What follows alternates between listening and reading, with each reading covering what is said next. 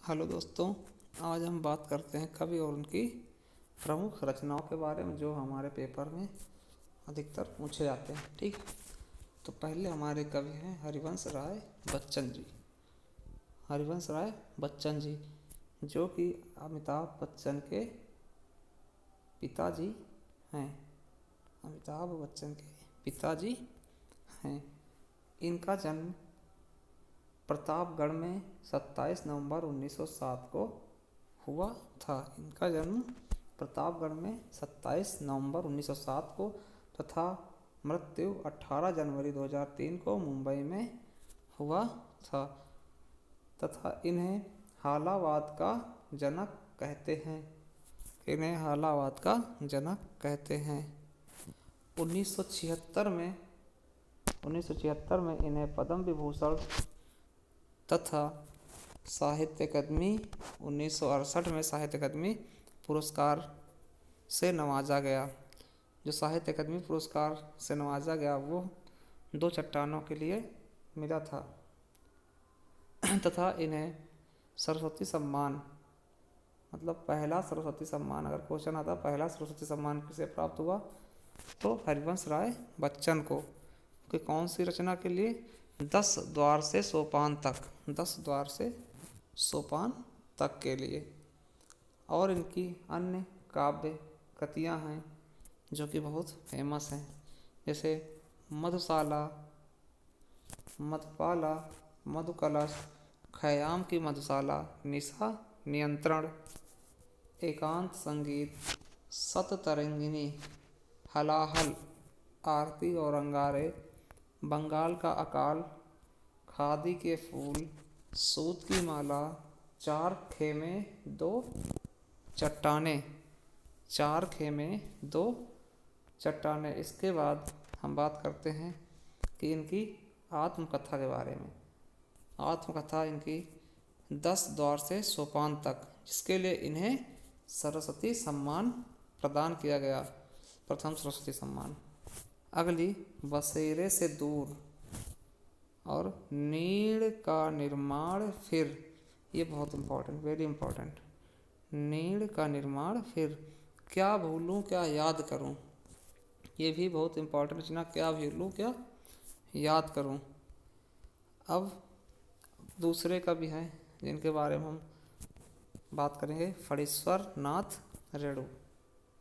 फणीश्वर नाथ रेणु, इनका जन्म 4 मार्च 1921 को बिहार के अररिया जिले के फारबिसगंज में हुआ था। बिहार के अररिया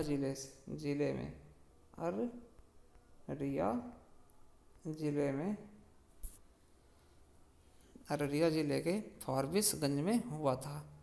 इन्हें पद्मश्री पुरस्कार दिया गया महिला आंचल के लिए, इसीलिए ये रचना बहुत इम्पोर्टेंट है। पूछा था महिला आंचल किसकी रचना है, तो फणीश्वर नाथ रेणु की। रेणु इनका उपनाम है, फणीश्वर नाथ रेणु। इनके कुछ और उपन्यास जो बहुत ही प्रसिद्ध हैं, महिला आंचल, परिकथा, जुलूस, पलटू बाबू रोड, कितने चौराहे। इसके अलावा इनकी कुछ कहानियाँ हैं, जैसे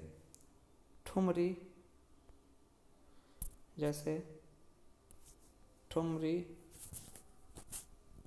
आदिम, रात्र की महक, अग्निखोर, अच्छे आदमी, लाल पान की बेगम, ये बहुत इम्पोर्टेंट हो जाता है। लाल पान की बेगम, मारे गए गलफाम, तीसरी कहानी नाम से, पंचलाइट और ठेस।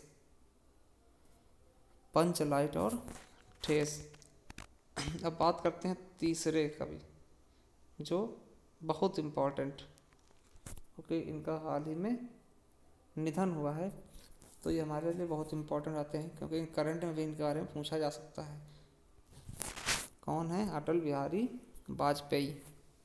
इनका जन्म 25 दिसंबर 1924 को ग्वालियर में हुआ था। का जन्म 25 दिसंबर 1924 को ग्वालियर में हुआ था। इसी दिन को भारत सरकार ने सुशासन दिवस के रूप में मनाने का निर्णय लिया गया। इस दिन को, इनके जन्म के दिन को सुशासन दिवस के रूप में मनाने का निर्णय लिया गया और इनकी मृत्यु हाल ही में 16 अगस्त 2018 को नई दिल्ली के एम्स हॉस्पिटल में शाम 5 बजे हुआ था। तथा इनकी एक दत्तक पुत्री जिनको इन्होंने गोद लिया था उसका नाम है नमिता भट्टाचार्य। नमिता भट्टाचार्य ये गैर कांग्रेसी प्रधानमंत्री थे। अब बात करते हैं इनको किस किस पुरस्कार से नवाजा गया। तो 1992 में इन्हें पद्म विभूषण से तथा 1994 में लोकमान्य तिलक श्रेष्ठ संसद अवार्ड, गोविंद बल्लभ पंत पुरस्कार, इन 3 पुरस्कारों से 1994 में इन्हें नवाजा गया।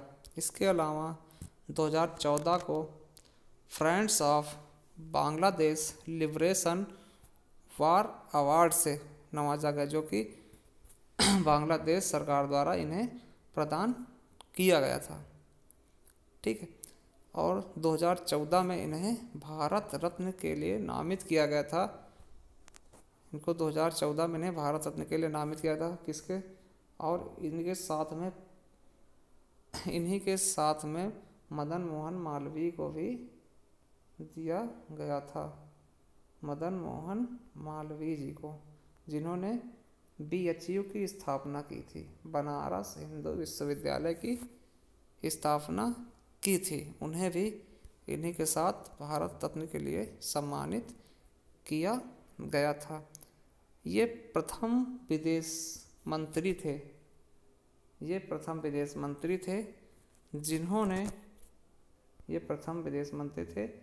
जिन्होंने हिंदी में भाषण दिया था। यूएनओ में हिंदी में भाषण दिया था।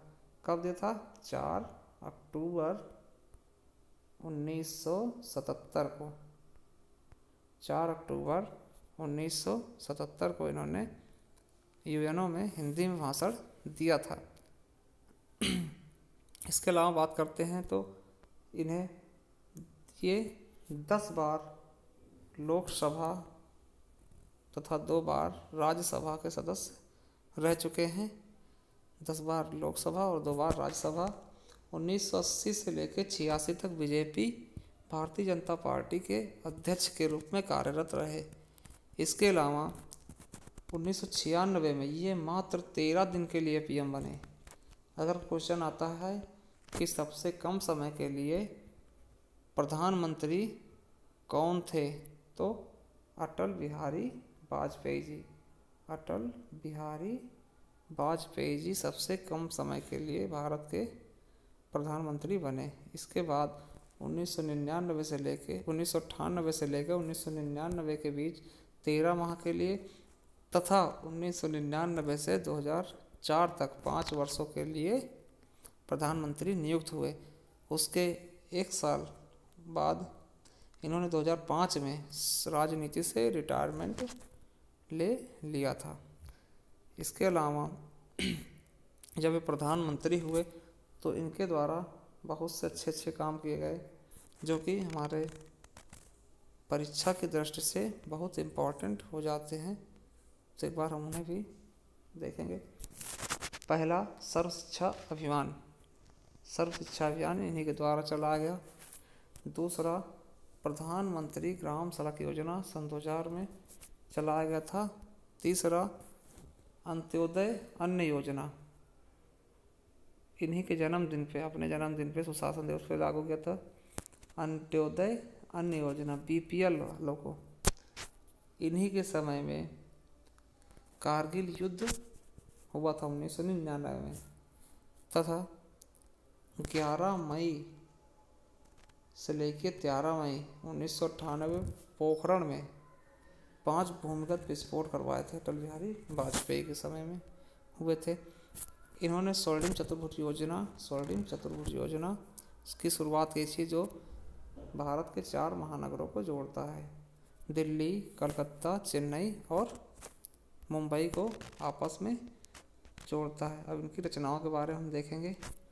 इनकी रचना है रंग रंग हिंदू, मेरा परिचय, मृत्यु या हत्या, अमर बलिदान, कैदी कविराज की कुंडलियाँ, संसद में 3 दशक, अमर आग है, कुछ लेख कुछ भाषण, सेकुलरवाद, राजनीति की रपटीली राहें, ये बहुत फेमस है।